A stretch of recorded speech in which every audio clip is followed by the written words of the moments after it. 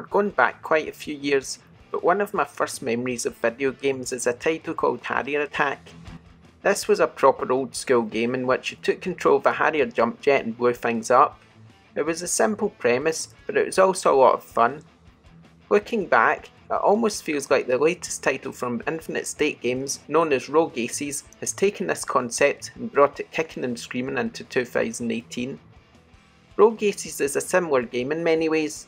You take control of a fighter jet, taken off from an aircraft carrier, and are set all manner of missions, which generally involves blowing the enemy up in one way or another.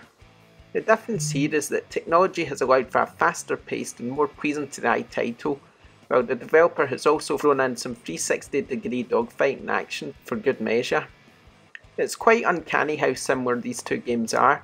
Both have you attacking tanks, buildings, battleships and other jet fighters, and both also have you trying to avoid crashing into the terrain, which of course explodes your aircraft into 1,000 pieces.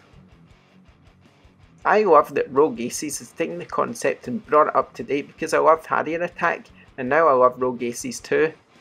Infinite State Games seem to have captured everything great about Harrier Attack and made it even better.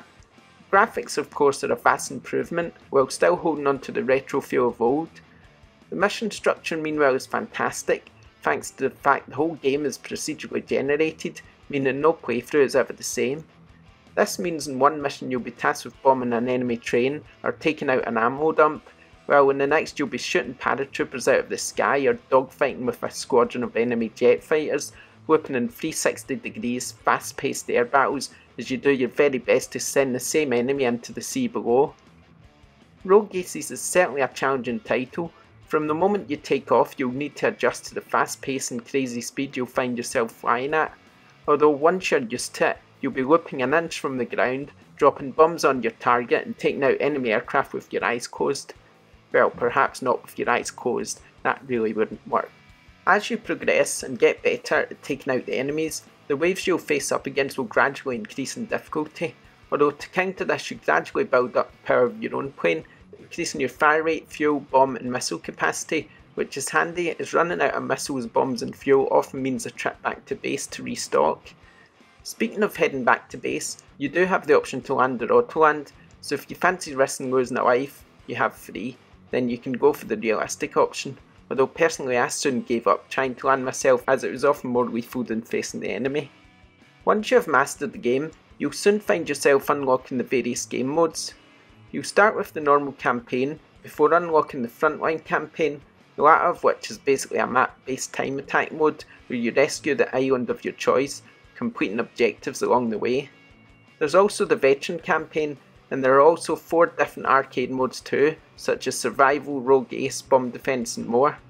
I've been playing for hours and still struggled to unlock them all.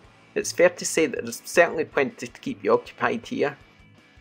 The presentation of Rogue Aces really speaks to the retro fan out there, offering a pixelated look which complements the feel of the gameplay. I absolutely love when the game has you compete in the early evening or night missions and all you can see is the silhouette of your aircraft in the fading light. It just looks wonderful. Complementing the graphics is the fantastic music and voice acting, all of which immerses you so much that you can't help but get lost in the experience of it all. These graphics look especially fantastic on PS Vita, while I can only imagine that the game is also a perfect fit for Nintendo Switch. Rogue Aces is a title which has that just one more go feel. You'll try and fail a lot, but then you'll go back again and again until you eventually defeat the enemy at its own game and advance onto their territory, unlocking new game modes along the way. Yes, it's tough, but stick with it and you'll be rewarded.